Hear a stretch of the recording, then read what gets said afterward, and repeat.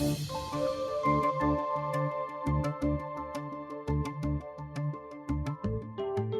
veteran politician I spoke to yesterday said, all the work has been done, but this is the time where the butterflies really flutter around the stomach. It'll be interesting to find out how another veteran, although he's still very young, Mmusi Maimane, is feeling right now with the election a week away.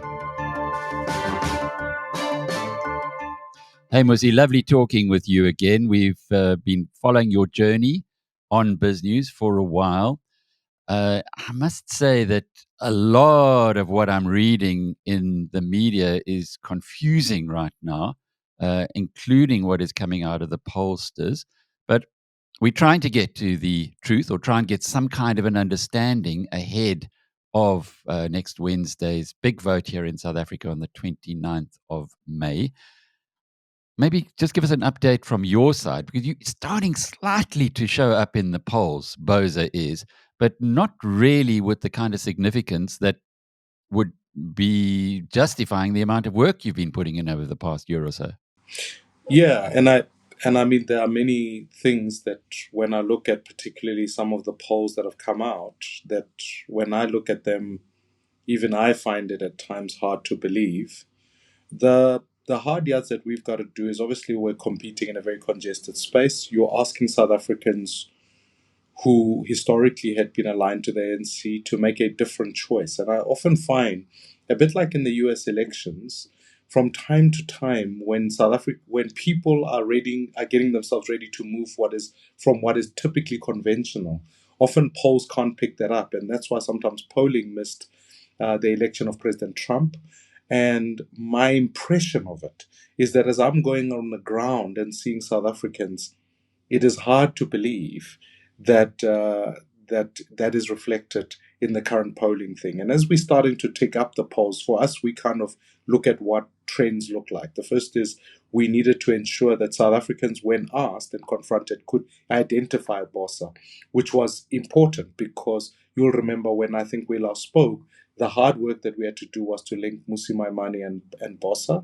And I think that work has begun to happen more. Secondly, I think our message of a job in every home, I hear on radio shows, interviews, people are asking the correct question, which is to say, if you say this, a job in every home, how do you do it? Because it's important in an election campaign that you hold a message that people can resonate with. Even if they are critical of it, it has to be memorable enough for people to consider it. So I'm feeling myself quite buoyed, and I think these elections are going to surprise many South Africans. I really believe so. So for me, the two bellwether, or at least the two trend lines, is that the ANC is not getting above 50%, and there's a upsurge or a new uptake of new political parties that are coming forward. So help me out a little bit here. I did some looking back on the recent 2021 by-elections where the ANC came in around 47%. So it's now already below 50%. Since 2021, if anything, it would not have been in the ANC's favor, although that was a very low poll at below 50% of the people even bothered to vote at that stage. Now we've got lots of interest in this election. We saw from those who voted in London that they went around the block a couple of times some of them took 3-4 hours to get to cast their vote. But there is interest here as well. And the 10 million voters plus who stayed away from the last election, certainly a large percentage of them would be coming in. So I'm just trying to work out in my mind, if the ANC was in a downward slide, why would the new voters come back and then vote for the ANC? You're a political veteran. You're an insider. You know how these things work. And you know also what your opposition or your competitors in the current ruling party will be thinking. But where does this collate with 47% in the most recent election, and now, despite a difficult time since then, being quite convinced that you're still going to get 50% plus? Yeah.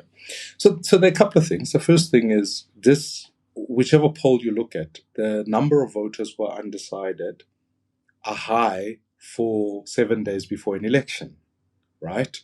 On the eve of an election. So it means that those voters are undecided about status quo. And that's a real positive in our democracy, because it means that when you increase turnout, those people aren't turning out to come and affirm status quo. They are turning out to say we need change, and will bake their choices as to what that change looks like. We think we've got a favorable rating amongst those voters, right? Who are disillusioned with the past, thinking about the future, and are coming on board to say, what do we need to do now? So that's.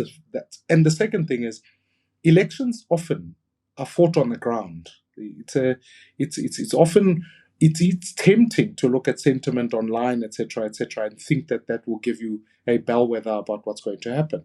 Actually, get on the ground, get on to see where people are at. And so for example, to use MK as an example, it's overbaked in the polls, in my humble opinion. It's, people put it, but actually when you put it in the high tens, or like more than 10%, but actually when you go on the ground and you go to communities, you realize there's no structures, there's no mechanism to be able to move voters from home to the polls. There's none of that. So yes, they can have a big rally, but elections are about building infrastructure in many micro communities, so that in every VD or voting district, in every community, you can pull people out. So that to me tells me that we're living in a time of great unknowns, which for someone like me is exciting. And I think for South Africa, it's a huge prospect, because I think there can be an inbuilt fear that says that, well, actually, the ANC at over 50% may be the better devil, as it were. I fundamentally disagree with that view. And I think that the best way we can approach this is to say, how does a grand coalition of the opposition work together to unseat the current government, select the best cabinet of various individuals within those political parties, and even if some of the parties are not formal members of the coalition, but they could certainly say, we'll use our votes to elect a speaker, a president, or pass a budget. I think that's a powerful opportunity for us to see change in this country. I without putting too much, I don't bake fear, but I want to almost say that if we don't get it right now, another 5 years of ANC government is going to create a sense upon which amongst voters is that regardless of the moment, regardless of the flaws of the ANC, there can be no accountability at the polls. And then you end up in a scenario where people don't believe democracy is the best way for things to change. And I think this is an important moment. As I mentioned at the outset, we've been following your story over the past couple of years quite closely. I recall you coming into the studio in Bryanston from Limpopo, where you'd been working on the ground. How's that effort paying off? Incredibly. I can look at this last weekend. You talk about overseas voting rally, voting patterns, right? Just this last weekend alone, Bosa was able to hold a rally, a sizable rally in Limpopo, in Welkom, in Potchefstroom, all at the same time, with crowds of over 2,000 at each of those. Now, to build the machinery to be able to achieve that takes you having spent time in multiple communities and been able to build the leadership capability and inviting communities to come on board. That's just one weekend. And I can tell you, every single day, there are Bosa champions going to communities after communities, literally inviting citizens to our message of let's build one South Africa. Together we can put a job in every home and educate our kids. South Africans are hearing it. So to me, I'm actually feeling, as a reflection of not only the candidates we've been able to get from those communities, as you say, I was in Limpopo, there were many candidates, independent candidates that we're working with. We've got a caliber of candidates who are located in their communities. We've also found we've been able to quickly spread across the country and also attract diversity, because when you give power back to the people, they give you the diversity. Whereas if you say to yourself as a political party, we're going to pre-select our list and tell people who to vote for, you run the risk of them not feeling empowered to be able to contribute to that. So, regardless of the outcome, let me say this categorically. Bosa is an established force. We have presence across the country, and we have infrastructure to build not only for these elections, but for the future. And I feel we've thrown everything at this, including the kitchen sink, And so to achieve that is remarkable for a party that's less than 18 months old. So there is a lot more to getting a good election result than just getting lots of publicity and your face in front of people, as you've explained to us. How are you seeing the outcome for Bosa and indeed for other parties? Right now, as you sit here right now, you've always been one who kind of tells me straight. So give me a sense of how you're seeing it now with a week to go. With a week to go, I think what's now critical is who has been able to build the correct infrastructure. So when I look at some of the new parties that have started, you can to use a war metaphor, you have an air war campaign and a ground war campaign. So your air war might be good in that people hear from you online, etc. But your ground war might be weak, which means that you can't turn people out. And so I think there'll be a lot of money spent on new parties that you'll find the dividend isn't quite there, in essence. I think you'll also equally find, I think to me, the ANC is overbaked. I really think that the ANC are in trouble. If I was having sleepless nights, it would be President Ramaphosa, because a sub 50 result for him is the end of his job. I think the unknown variable is what will happen with parties like the Freedom Front Plus and us and all of them. I think that the Freedom Front Plus has gone out and done some work on the ground that I've been witness to, and I think as the DA itself is starting to produce communication that's not helpful for South Africa, things like burning the flag and a message that really I'm not sure we can all understand. I think the beneficiary of that may be the Freedom Front Plus. So when I think about Bosa, I think we've done the work. We've done the work to get enough seats to get into parliament, to be a significant force. And I'm working hard at saying we've got to at least get into double-digit number of seats. That's my goal. And what percentage of the vote would that be? Well, anything from, anything from about, we've wanted to go for about 2 to 5% of the vote, and that'll be a significant shift in terms of what we do. And I think with 7 days to go, that is looking more and more possible. And the recent polls that have shown us, you've got to increase turnout, you've got to do all of that. They put us above, even in certain provinces, like we were the fourth biggest party in the Western Cape. In Gauteng, we're growing. In KZN, we're growing, even in the recent polls. So provincially, we're starting to get a good feel for what's going on. And now we've got to aggregate that to get onto the national poll. You've got a really good team around you, Mmusi. I've met a couple of your candidates who are going to be in Parliament next year. Do you think it's going to be a different Parliament post May 29th? Obviously, there'll be different constituents, but more vibrant, more cerebral, maybe, higher level of debate, etc. I know you guys will be doing your bit to try and assist that, but it's almost like when you look across all political parties, not just yours, there does appear to be more interest now from people who in the past were not even interested in politics, but perhaps now do see that they can make a difference. Maybe as a person of faith, but also as one who's observed enough elections, this election feels like a transition.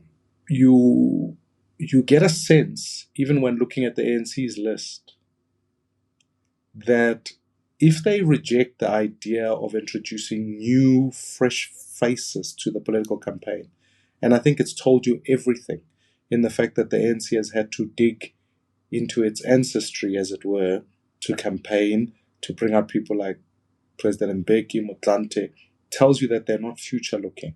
And I think the ANC won't just suffer only for corruption, suffer for lack of governance, but it will suffer because it's now looking backwards. I think what's become exciting for me is that you'll begin to see that in the next while, the old parties will become more and more irrelevant in the discussions. And I think the new in the next parliament will begin to introduce new ideas.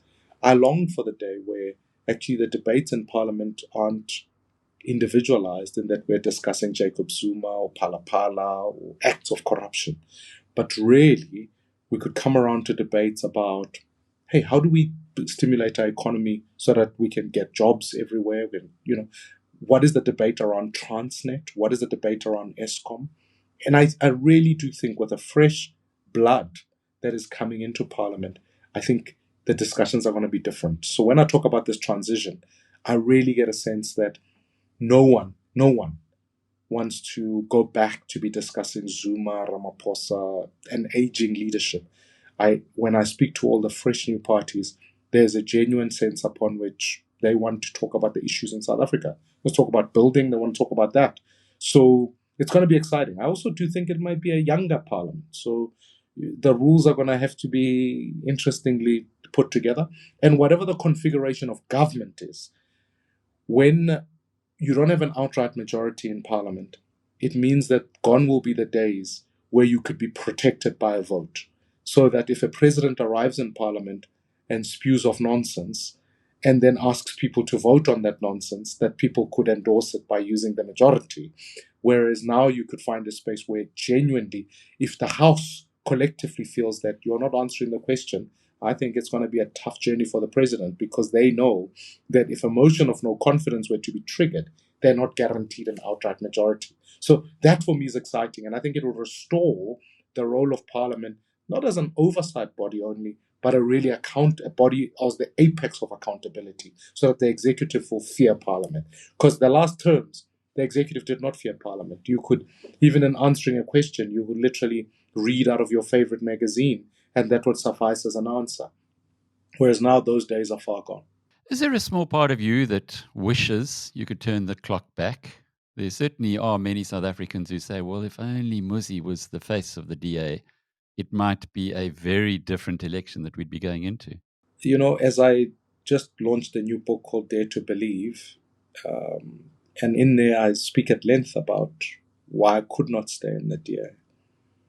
And, in turning the clock back, at some level, yes, sure, there are things I regret about all of that took place, because some of it was personal, some of it was, and sometimes I fear that politics can allow the personal to sacrifice the very purpose of a country in that way.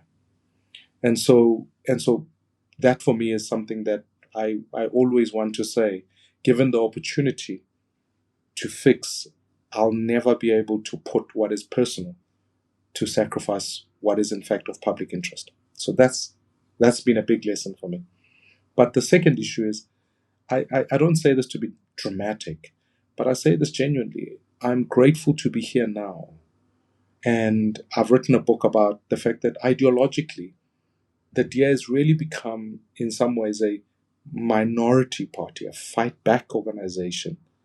And I think we've got to, for the purpose of my kids and future generations, build what is new South African, build what is something that will ultimately enhance the interests of this country in future generations to come. So yeah, it came at a massive price, but we had to do it. But because we also have a proportional representative system, I want to say to South Africans, if they vote for Bosa, this isn't to say we will not work with the DA.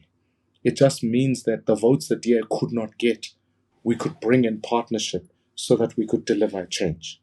So in many ways, the opportunity may be better positioned now, in that going into this election, if there were South Africans who said, I don't fully trust the DA, so they don't have to feel that all of their votes now have to go, and regardless of the face of the organization, they could really come through and say, I'm going to vote for Bosa.